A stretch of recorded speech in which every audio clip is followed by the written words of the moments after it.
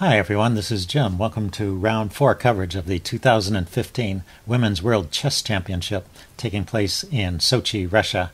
So round 4 was an interesting round with some upsets. We are now into the Elite 8, so there were 8 players playing in 4 matches. The game I selected to take a look at is the game between Dronavale Harika from India with the white pieces and Mary Arabidze from Georgia with the black pieces. So before this game, in the prior game of the match, Mary Arabidze had the white pieces. This is the second game. The first game was drawn, and after the game, she said that she was happy with the result. She thought she could draw this game and then go into the Rapids, where she thought she had the best chance of winning in the Rapids. So Harika Dronavale with the white pieces may have felt that it would be important to win this game. We'll see. So she starts off with d4.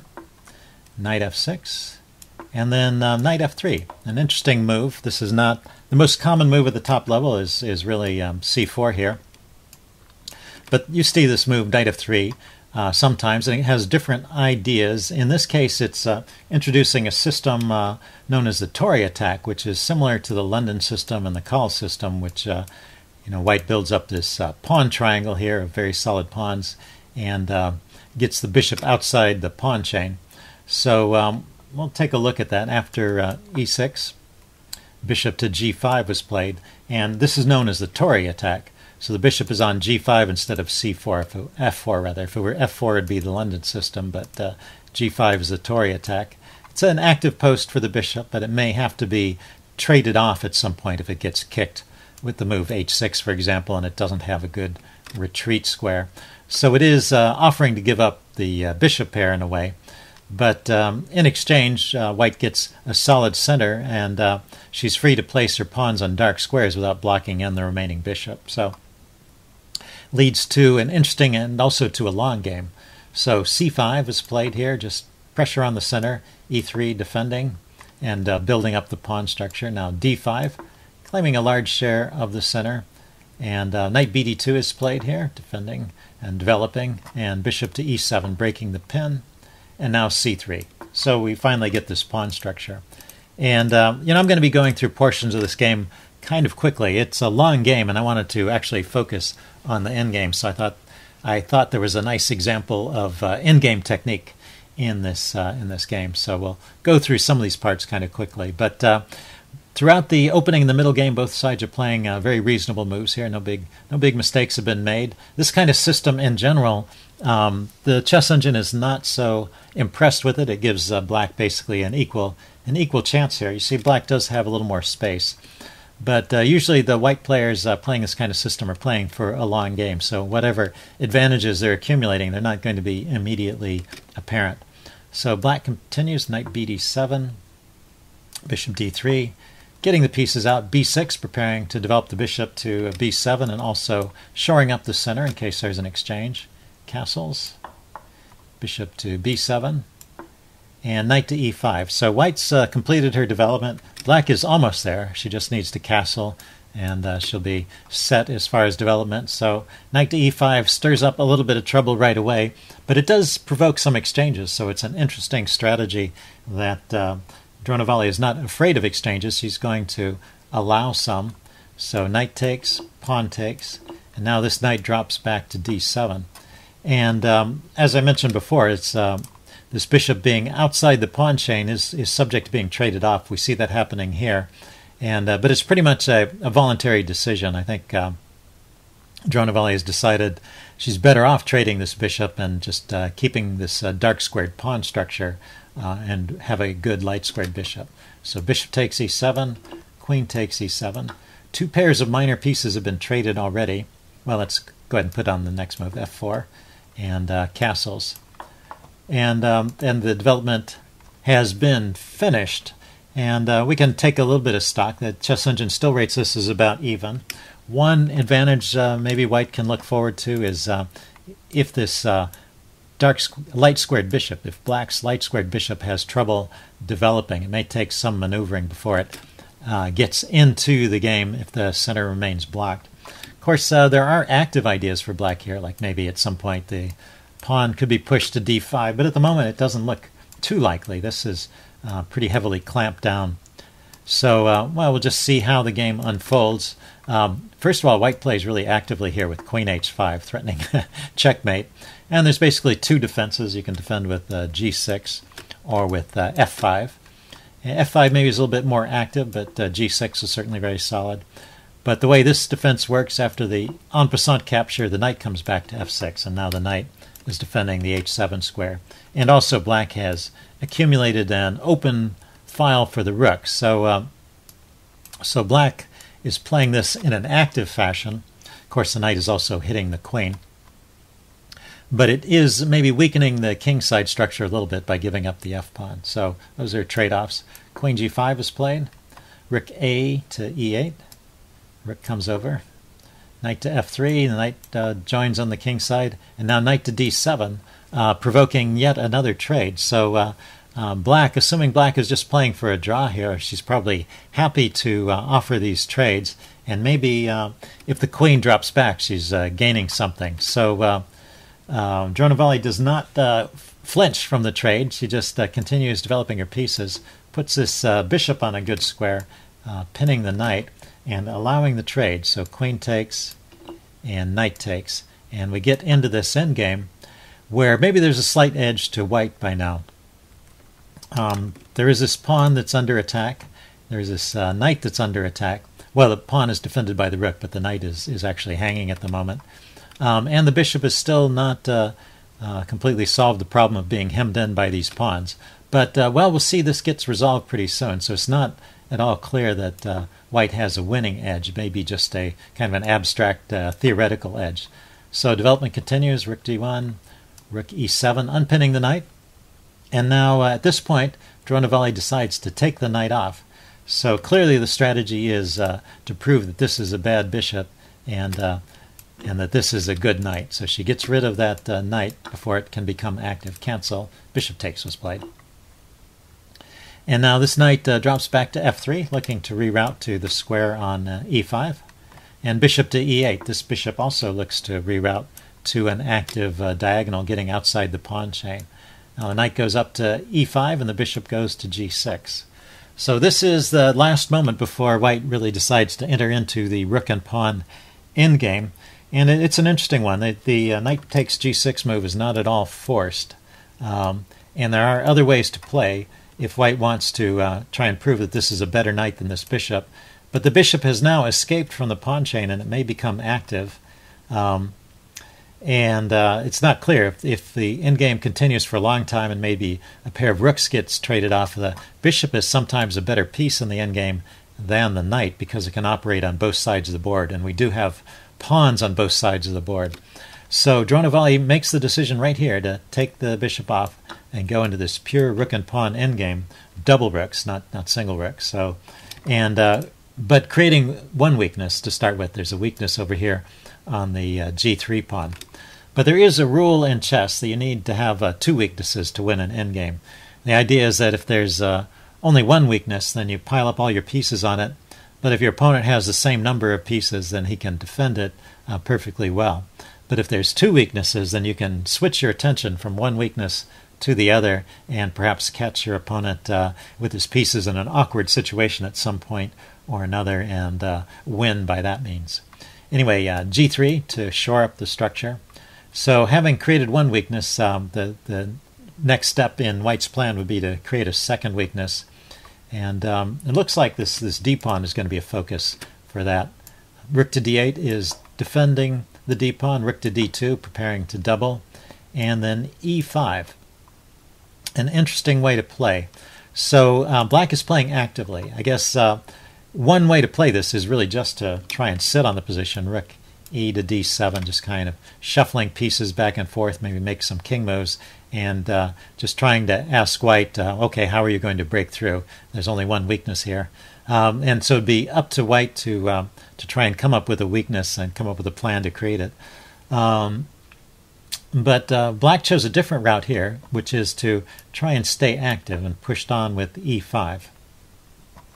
So rook to d1.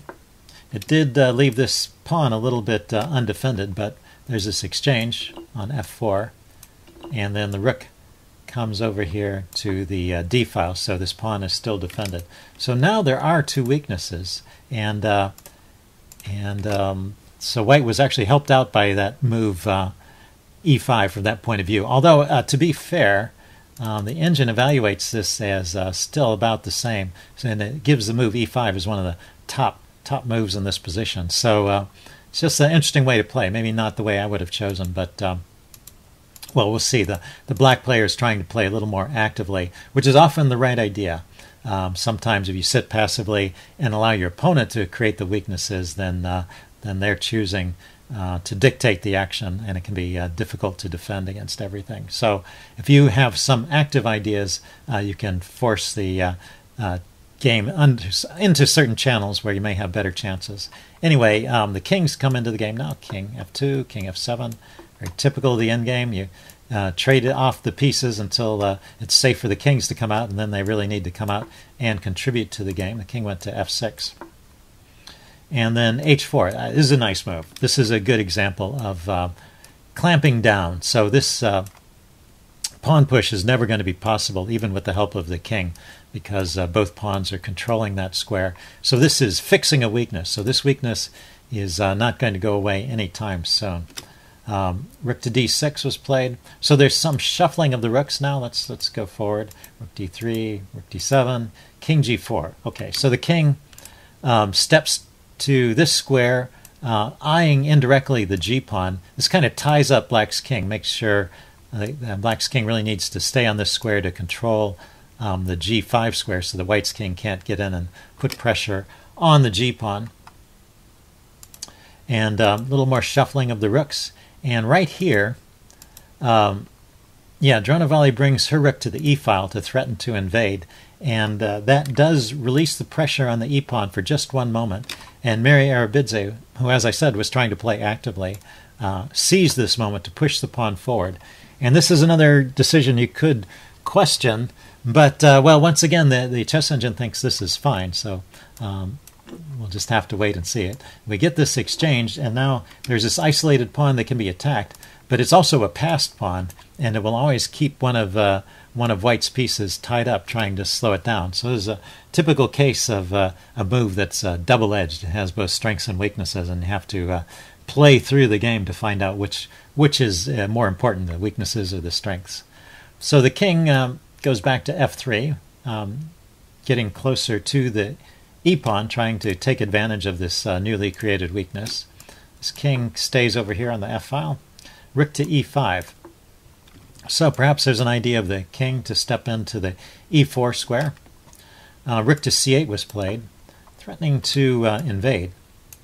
And now white reacts to this by dropping the rook back and threatening just to take the pawn. So Mary is forced to bring her rook back to the d file to defend it. But it did tie up the rooks. So at this point, white has to take stock and come up with the next step in the plan. The first step was putting these pawns up here to clamp down on the weakness on the g file, this pawn in particular, and get these rooks into an ideal position attacking the weakness. The second phase is going to be to push all the pawns as far forward as possible, and we'll see that happening over the next few moves, starting with b3. We get some more maneuvering, and black is not able to do a whole lot, so white can just push these pawns forward. The rooks are tied up defending this pawn, so this is the point where this pawn starts to look more like a weakness than a strength. But still, is this enough to create a win? It's not clear at all. So finally we reach the point where white has pushed all these pawns as far forward as they can go without exchanging them. So gaining the maximum amount of space, and now offering an exchange with rook to e5.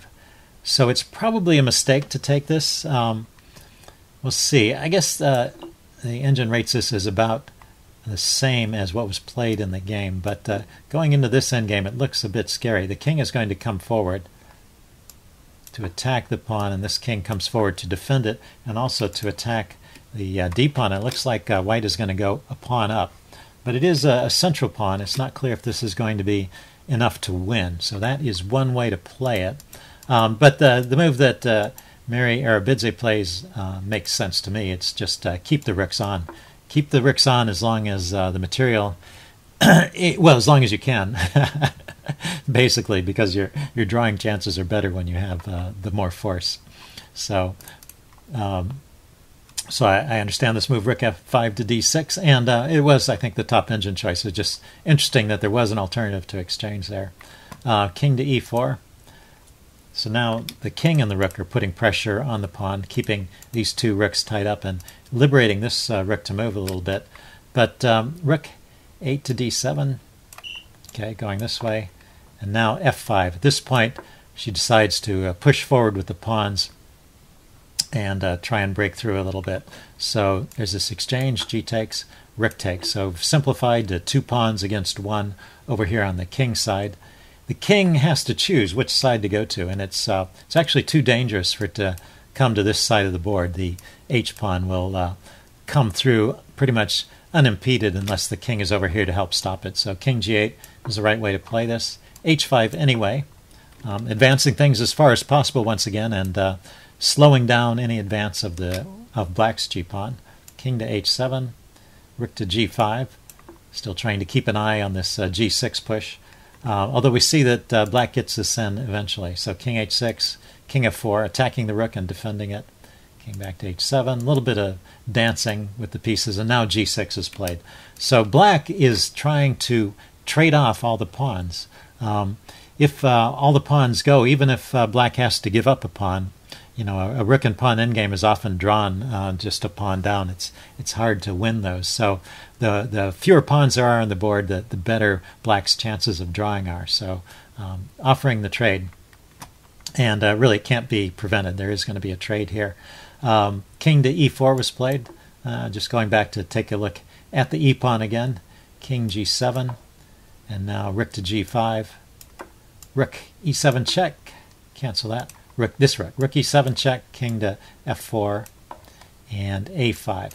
And now this move you could question. a5 is once again trying to exchange some more pawns and get to a situation with fewer pawns. But maybe, similar to what I said before, maybe the best thing to do is just sit on the position. And well, you can play a move like this check. This is a computer suggestion, driving the king back. But even so, this is not clear. Now you need to defend the d-pawn. It's hanging, so rook has to come back here. And there can be an exchange here. Rook takes, pawn takes, king takes. Something similar to this happens in the game. And now the king can come forward to f4 here and go over and try and win this pawn. But, well, black gets some chances to counterattack this pawn. And it's not clear how this is going to work out, although as the engine looks at this more and more, it starts to think white is doing pretty good here. So, interesting. That's not how it was played. Mary Arabidze goes for the pushing the pawn forward, trying to get the trade. So rook e7 check was played, king f4, and then a5, pushing the pawn forward on the queen side. And now after the exchange, rook takes g6 check anyway. So we do get this exchange.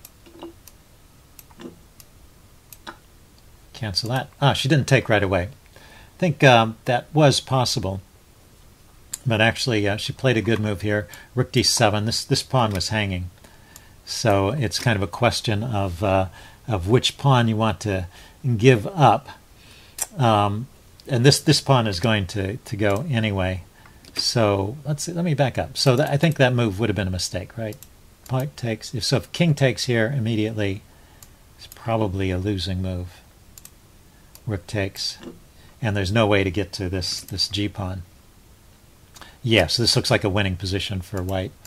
Similar to what happens in the game. So first rook d7 is played to defend the pawn, and but the king can come over and round up this pawn anyway. Cancel. The king went to e5.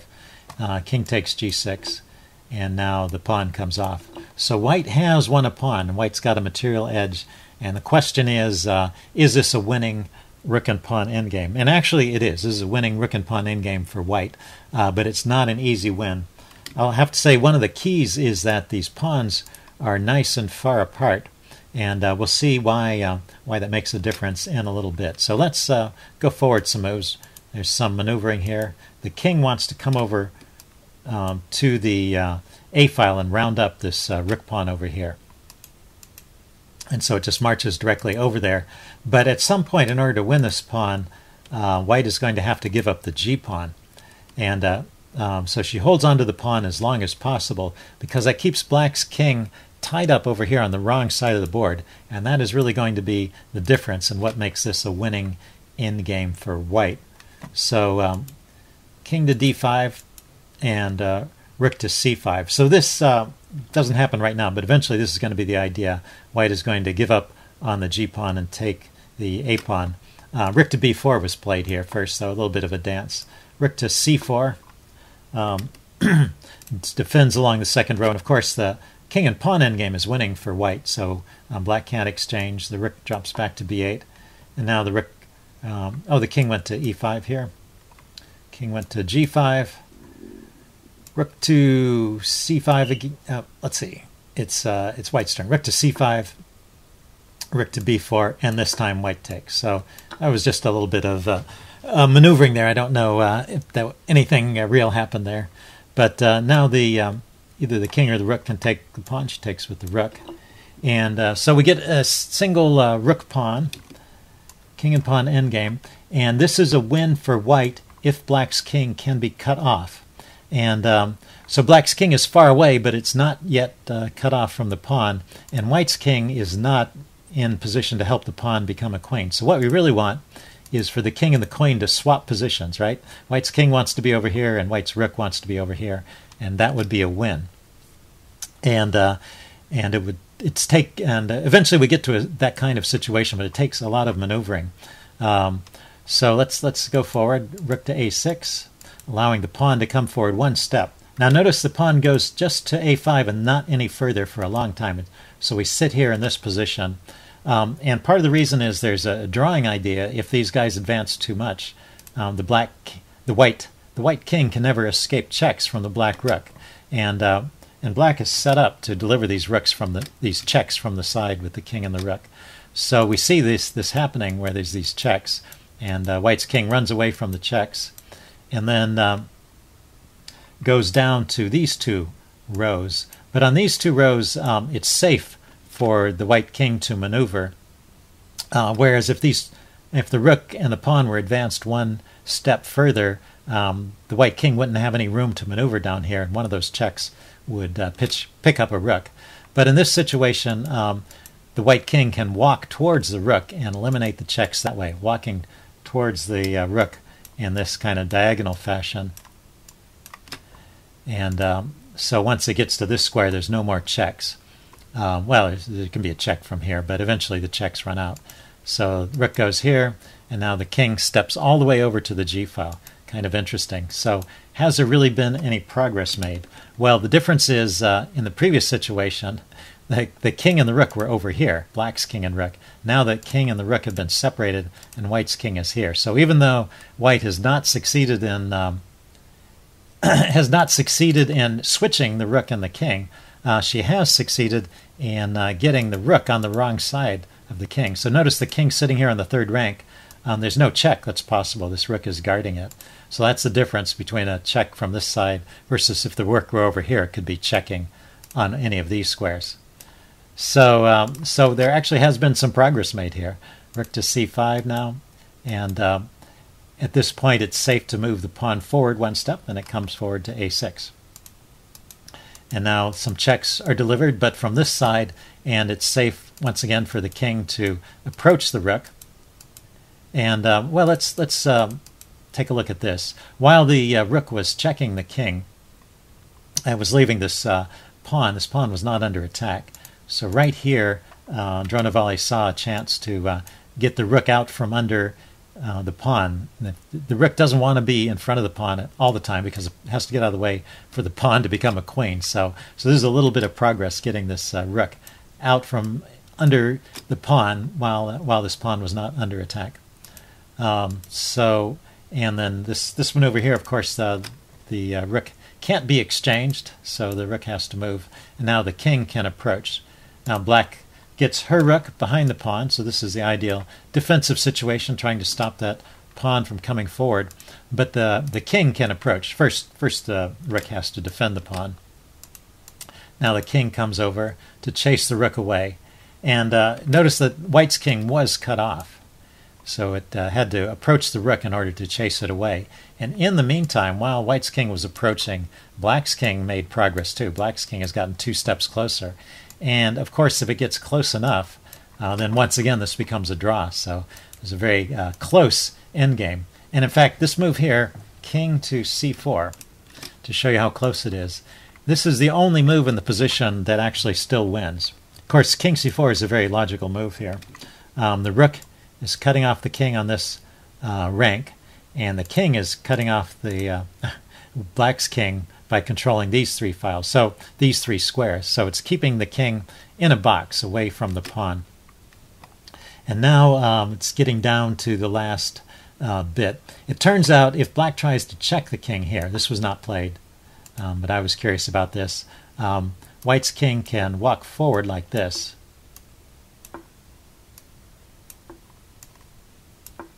and escape the checks by going in front of the king. And now the pawn can start to make some progress here. King to d8. Oh, you know what? The king should walk in front of the rook. That's how you win that. I'm sorry. Did that wrong. After this check here, yeah, the king goes to b7. And then that's an easy win from this point. So just checking at that point is not going to do any good. Rook a2 was played. And just keeping the rook on the file. And the king... and this rook steps to the side. So now black's king is cut off. There's 2 different ways to cut off the king. You can cut off the king on a file like that. If you cut it off on the 5th file, then that's good enough to win. But you can also cut it off on the rank here, and the king can't approach the pawn. And that's good enough for a win. After a few more moves, right here, there's a well-known winning position for white, and black resigned. So pretty good example of endgame technique from Dronovali. Hope you guys enjoyed that one. So in the other rounds, Maria Muzicek, whose game we looked at in round 3, upset Humpy Canero. She had a nice win in one game that King's Crusher did an annotation of, a video of. I'll put a pointer to that in the description. The second game, Humpy won, Humpy Canero. But in the rapid playoffs, Maria Muzicek defeated Humpy Canero, so she's into the final 4. On board 2, we had Natalia Poganina against Zui Zhao of China, Natalia from Russia. And Natalia won. Also in the rapids, there was a tie after 2 classical time control games. Both players won with the black pieces. Natalia won with a very nice Binko Gambit. So if you're interested in the Binko Gambit, that's an interesting game to take a look at. Pia Kramling from Sweden defeated Anna Muzicek from the Ukraine. They had 2 draws in their classical games, and then in the rapid playoffs, she won. So the rapid playoffs have played a critical role in this round. 3 of the 4 games were decided in the rapids, and then this game between Dronovali, Harika, and Mary Arabidze was decided at classical time controls by this win. So the 4 players remaining are Maria Muzicek, Natalia Poganina, Pia Kramling, and Dronovali Harika, and they'll be facing off the final 4 in round 5. See you then. Bye.